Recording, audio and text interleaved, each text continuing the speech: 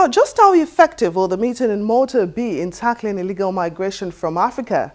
My guest on the program, Dr. Dapo, says though it is a step in the right direction, the EU still has a lot more to do for Africa before it can reduce illegal migration. You're welcome to Diplomatic Channel. Thank you. Now, the European Union says it will give $1.9 billion to Africa to tackle its migration crisis. It will also assist in smashing smuggling gangs and make more visas available to African students. Is that the solution to the large number of people seeking to leave Africa for Europe?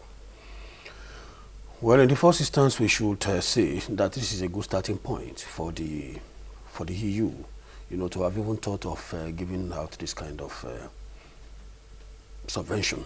If to describe it, it's a kind of subvention that has some historical factors tied to it, in the sense that it's the guilt of the evils perpetrated during colonial era, the way they left the African nations, the kind of deficiencies, the kind of infrastructural deficits which they left, because these are the same people who have developed their own countries. And when they came here, all they did was just to appropriate the raw materials and the resources of African states.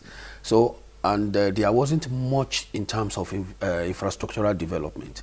So if they are thinking of coming up with this kind of trust fund for African states, I think it's a good step in the right direction.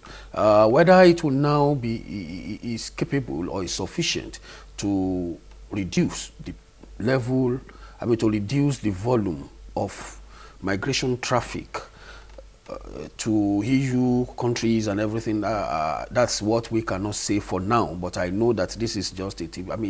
It's definitely not sufficient, because this alone cannot even take care of the poverty. If we want to say, if we admit, that poverty is the major reason why people leave, but that is not true.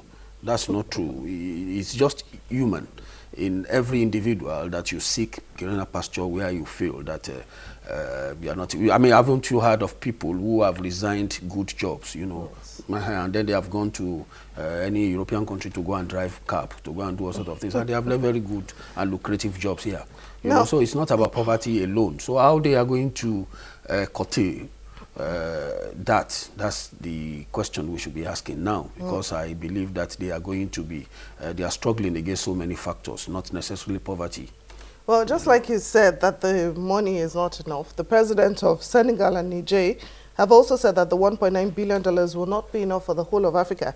But the issue is, with corruption so endemic on the African continent, how will these funds be utilized to tackle the migration crisis? That's what I was saying, that even if, let us assume that there is even no corruption, or African leaders are not corrupt, this money alone is not enough to even tackle poverty, cannot even alleviate poverty in the whole of Africa. 1.9 billion. What does that go? But the fact is, if you now input corruption into it, then you come to the realization that this actually cannot even solve the problem. It cannot solve the problem, because it's just, I think it's just a way of trying to say, okay, for want of something to do, so that they will not be accused of not doing something, let us even start this initiative of giving subvention to African states by trying to start a trust fund for them. So definitely this cannot solve. When you input corruption, when you input misapplication, and then when you input misappropriation and all sorts of things into this, then definitely I think they are just providing money for the boys to encourage them to, because some of these, if not substantial part of this money, will even go into some kind of a political campaign projects. Some leaders will use it for campaign projects, because who is going to monitor? And because you don't want to go into second colonialism, or you don't want to be seen you don't want to be seen as if you are going into second colonialism. You don't want You will not want to say you want to monitor how they are spending it. So once you give them, you give them. And then who monitor? So if there is nobody monitoring the money, then it means that the whole purpose, the essential purpose or the fundamental purpose for the trust fund is being defeated. Now, so many people have criticized the summit in Malta, with one Algerian newspaper headline saying that Europe is forcing African countries to play the role of policeman by offering financial aid. Now, some also say the EU is showing its real value by cooperating with unjust regimes.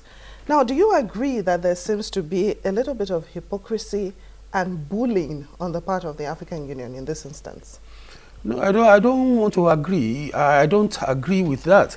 I just feel that it's the sudden pressure of migration, of the migrant crisis, that has forced them into this kind of initiative.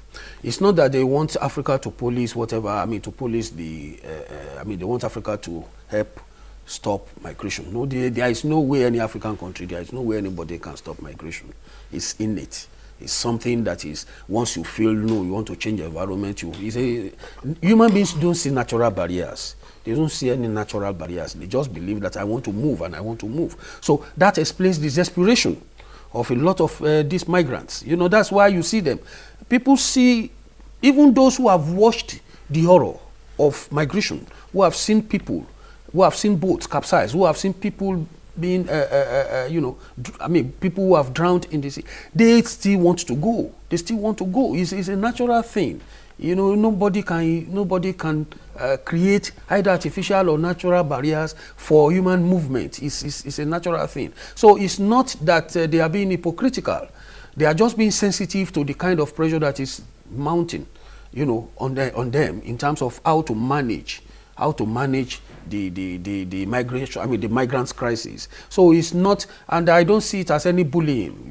Bullying for what? They are giving you money. They're asking you to do this just to reduce. They know that they are only going to reduce the number of people that will, the number of traffic, human traffic into their territory. The infrastructural problem, deficits that we have in Africa is so endemic, so, horrifying that virtually everybody wants to escape into the El Dorado. So I don't see any hypocrisy. It's just, like I said earlier, maybe it's a way of admitting their guilt that, see what evil we have done. When we were, when we were colonizing these people, we should have helped them to develop to a particular level that will even move them nearer to us. If we cannot even achieve 100% development for them, we should have taken them to about 55, 60. Possibly that will have reduced the volume of human traffic coming into Europe. But unfortunately, when you compare the level of infrastructural development or even the welfareist programs that they have compared to what we have here, you will see that there is no way anybody will not thirst for migration. Now, but some people would argue that when the colonial masters were here, that the economy, the infrastructure were better developed, that it was actually when they handed over power to the people in the land, so to speak. I don't want to use Nigeria because it's not only Nigeria that was colonized, that was when all this structural and economic decay started. What do you say about that? Well, I quite agree. But if you look at it, the essence for that kind of infrastructural development, particularly roads, was for them to be able to move the raw materials which they were appropriating, which they were stealing in the villages to the hinterland. You understand? To the hinterland, so that they can be able to transport. So it was even in their own interest. So it's not a case of genuine national interest for the African states. It was for them to be able to create easy passage for the products which they are stealing or buying at very ridiculous prices.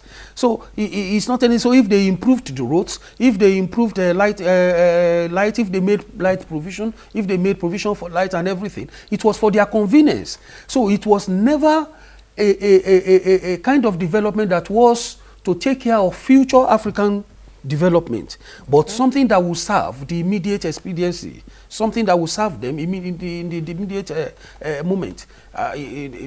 So that was the reason. It's not for any. It's not that there was decay after they left. No, they did what will only benefit them, and then it was a short-term development plan, a short-term development program.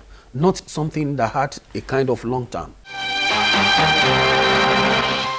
And that's our program this week, but do remember that you can share your comments, questions and suggestions with us by sending them to any of the addresses showing on your screen. Thanks for watching. I'm Temitope Fagbemi.